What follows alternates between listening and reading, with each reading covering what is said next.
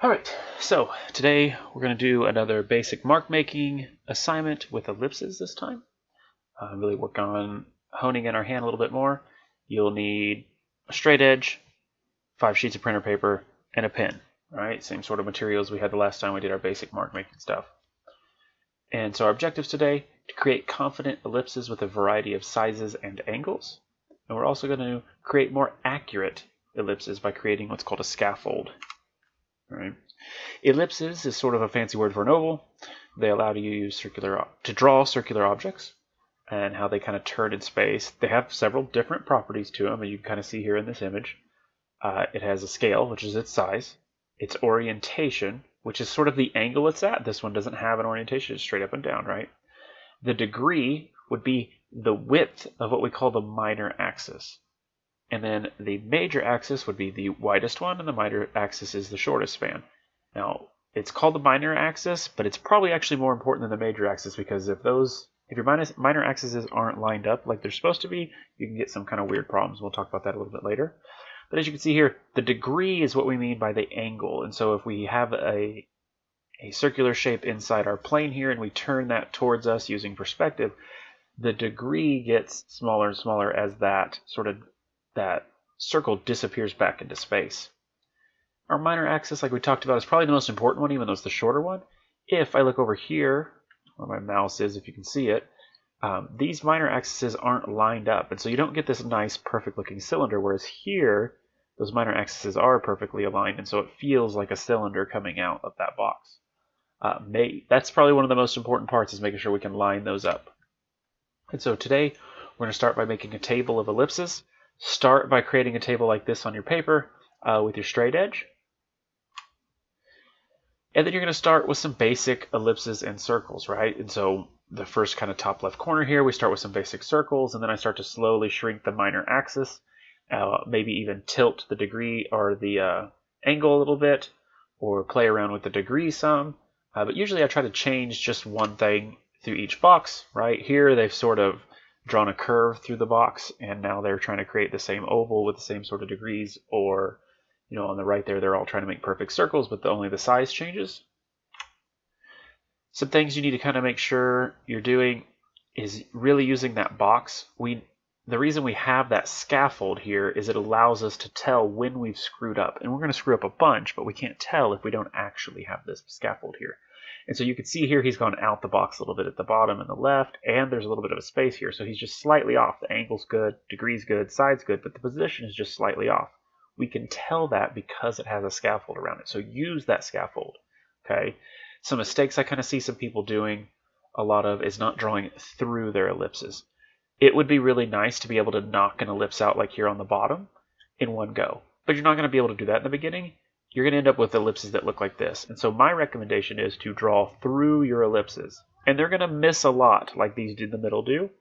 Eventually they'll get like these ones on the bottom where they overlap much more, and then you can get to where you can tighten up your ellipses and just use one. But for right now, draw through your ellipse. That's a really important thing. And so your first assignment, if you want to go ahead and pause the video there, you can. I'm going to go ahead and keep going and talk about the rest of the assignments and then have all of them up on the board at once. But your first assignment is to make a table full of ellipses, 2 pages of that. Just practicing circles over and over and over again. Okay, make sure you're drawing through those. Next thing we're going to do is ellipses and planes. This over here on the left is exactly what we did last week, right? We made a ghosted planes, and you're going to be doing the same thing, except now we're going to be putting ellipses in them. We really want to make sure that we're being smooth and confident with those ellipses, which is going to be hard in the beginning. But don't try to slow down or it's going to be wobbly, just like when we tried to make our lines. We also don't want them to float. We want to try to hit all 4 sides of this plane. We don't want it to be out here floating in the middle. And so you're going to make 2 pages with ellipses and planes. And you can see he misses and messes up here a little bit, and that's fine. He can tell that because he has that there.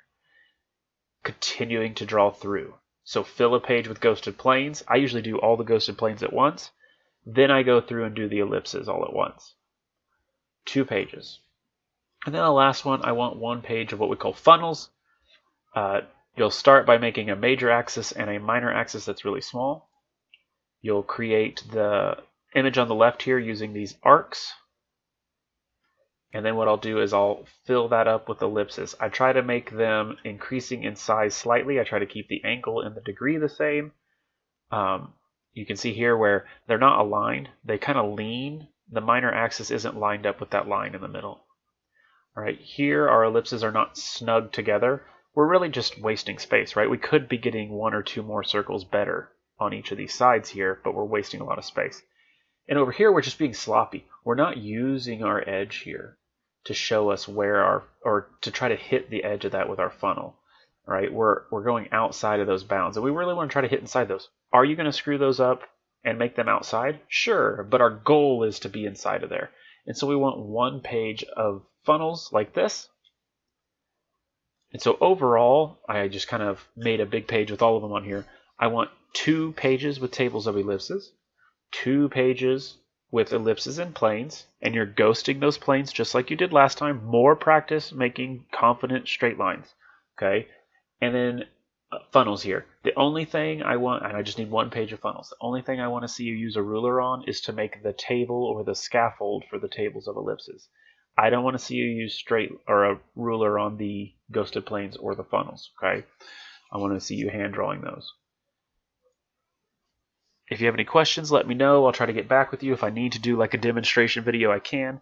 There are also Drawabox resources that I will link in the description and in the Google Classroom post for you, so that when these posts you have more information. Again, all you need to do is watch this video, but if you're not understanding and you need more, there are examples that I'll link of people doing it and more in-depth instructions.